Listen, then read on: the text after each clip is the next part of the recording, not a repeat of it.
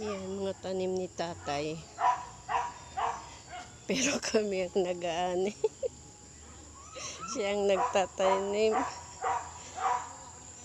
Kami ang taga-aani, taga-benta. Amin ang kita.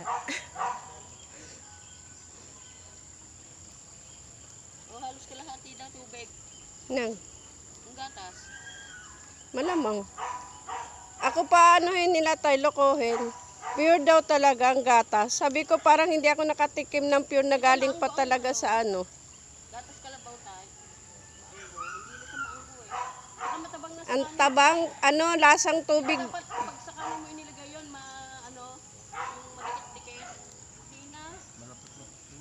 Malapot nga yun pag pure. Nabuo lang tatay yung ibabaw.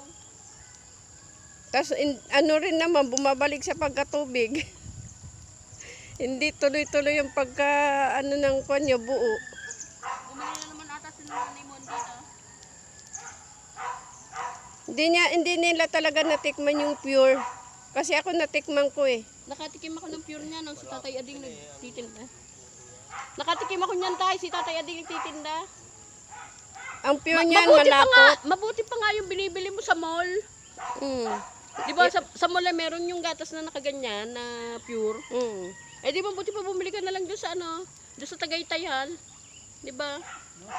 Makikita mo yung Sa pure niyan, medyo may pagka-cream. Pure talaga yun. Pero sa yan, Tagaytay may nagtitinda. Dinadayo pa nga ni Ate Emsyon eh.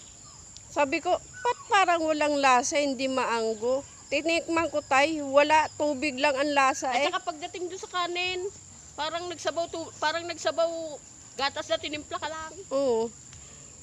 Di ba dapat yun Mas malasa pa nga yung powder na tinimpla mo, talagang lasang gatas kaysa doon tubig eh. Hindi, amoeba yan eh. Kung hindi, dapat niya. Ini-sterilize na tayo. Dapat nga iniinit yan eh, hindi yan basta iniinom eh.